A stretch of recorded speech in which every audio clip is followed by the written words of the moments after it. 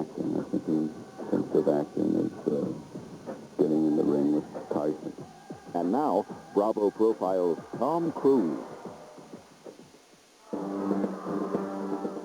He's got a paralyzing smile that blends innocence with heat and all-American good looks that mesmerize his starry-eyed female fans.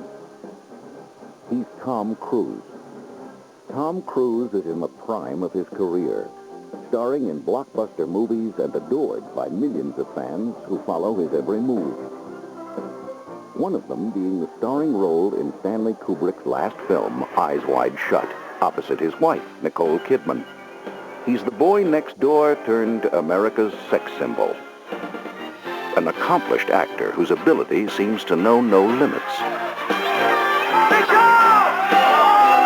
Bravo profiles Tom Cruise.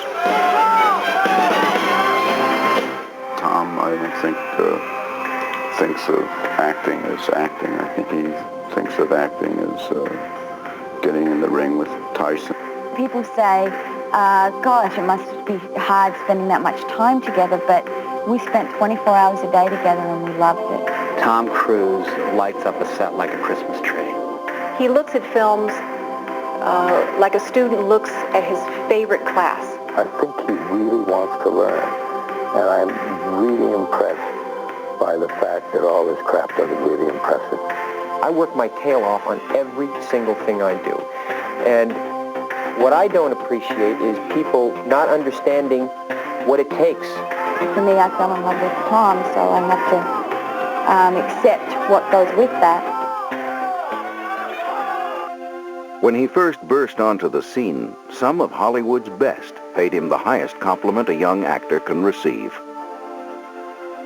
They said he had all the right moves and that he was here to stay. I think he's going to survive his youth. And there's not very many young actors that you can say that of today. That is saying something about the gift that he's got, the tenacity that he has, and the integrity that he has. Thomas Cruise Mapother IV had talent, packaged with a brilliant smile, great looks, and the perfect Hollywood name. All the makings of a star. One day, the aspiring young actor entered an agent's office and exited as Tom Cruise. I had this wonderful feeling about him when he shook my hand, and I knew then that he would be a major star. He came in as Thomas Mayapath IV, and he left my office as Tom Cruise. Tom Cruise. Somewhere, Tab Hunter, Rip Torn, and Rock Hudson must be smiling to hear a name that sounds so Hollywood. Tom Cruise's start in the movies came in 1981. He was just 17 years old. In fact, he was still in high school, but that didn't seem to deter the young star in the making. First of all, he made the rounds and met some of the agents, and everyone loved him.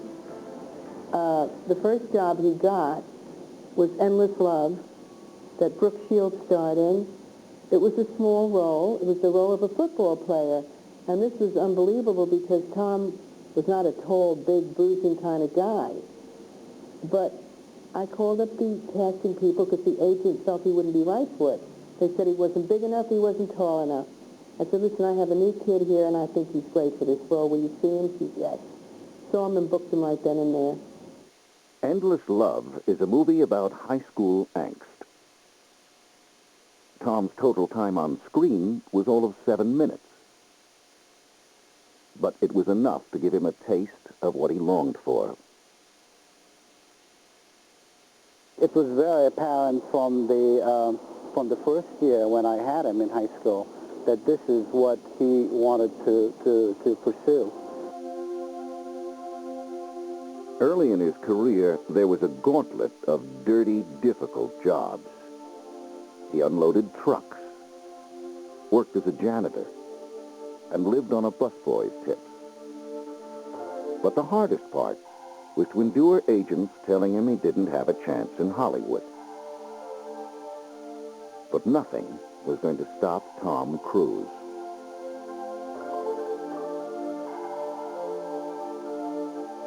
I've grown a lot. When I started out, especially in the beginning, I just didn't know what I was doing, and I'd find myself kind of watching outside of myself, you know, each line or watching that, you know, which is what a lot of actors sometimes tend to do. 2 years and 3 films later, all of his hard work paid off. He was a box office smash. It happened so fast because he had that certain something. He had a certain type of charisma, and he was a natural in his talent, that if he could walk into a room, he held the person there that was interviewing him. Everyone loved him that met him. To understand Tom Cruise and his mega success, you must understand his work ethic. He doesn't just act, he attacks his roles. If I'd have to look at myself, I think I would like to be known as the hardest working, and someone who tries to do the best that he can every time out, and I do. I give my blood to each thing I do, and that's how I feel about myself. Even with his success, he approaches every role as if it's his first, and he's come a long way from nowhere to be at the top of the most lucrative business in the world. At 20, Tom Cruise was by no means a household name, although he had already acted in several films. But these minor roles did not go unnoticed, and Tom was soon impressing the movie critics, especially with his role in Taps. He played a psychotic cadet at a military academy. He plays a small part, again, as a cadet in a military school. One of the other actors who had a much bigger part couldn't do the physical exertions that the role of a cadet training called for. The director called Tom Cruise aside and said, I want to give you this bigger role playing the psycho cadet because the actor can't hack it physically. This was a major break for Tom Cruise, and even then he was generous enough to say, I'm not going to steal a role from a fellow actor. The director said, fine, we're going to fire the guy anyway and we'll give it to somebody else. And he said, okay, I'll do it. And he went from having a bit part to maybe the 3rd or 4th lead in Taps. He's got a crew cut, and he's absolutely nuts in the movie, and that got him a lot of attention. But critical acclaim acted as a springboard to his budding stardom. He really came out of nowhere. He kind of worked his way in. He was just a kid from New Jersey.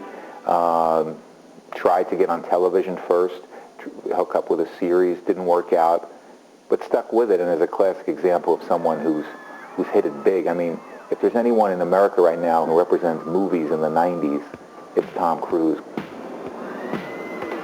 A year later, lightning did strike with the movie that started it all, Risky Business. Although few at the time thought he was making the right decision. Previous movies like The Outsiders and Taps, they were not what you'd call mass appeal movies, although they had critical success. Risky Business had both critical and commercial success. And one other important thing, he was the sole star of the film, instead of like he was in the other films where he was kind of hidden within an ensemble cast. So he kind of got his chance to stand out. The project belonged to mogul David Geffen. And with Cruise's knack for making the right suggestions, he created a character so memorable that he launched a fashion craze in the process. Tom Cruise has a natural sex appeal, of course, and he has an air of mystery about him, I think, which young women find appealing. He's very good looking, and he appeals to teenagers. He appeals to women older than him, too. So that's one of the secrets of his success. Risky Business was the first indication of what a consummate professional Tom Cruise was. Also a perfectionist, didn't mind stepping on toes if it was for the sake of making a better product. But before Risky Business delivered its powerful punch, Tom had to overcome one problem. Cruise was not very cozy with his co-star, Rebecca De Mornay. He complained there was no spark, no chemistry, so he tried to get her fired. When the producers said no, he tried another approach. He moved in with her. Their romance continued for more than 2 years. And I think that enriched the movie because in the film, as you recall, he was crazy about this prostitute. He had 2 huge sex scenes with her, And if there was no chemistry between him and his co-star, that would have shown on the screen. By the middle of the film, they were sharing a hotel suite, and the romance continued after filming ended. Stardom made Tom one of Hollywood's most eligible bachelors, but it wasn't that long ago when he was just another small-town schoolboy. Hold steady.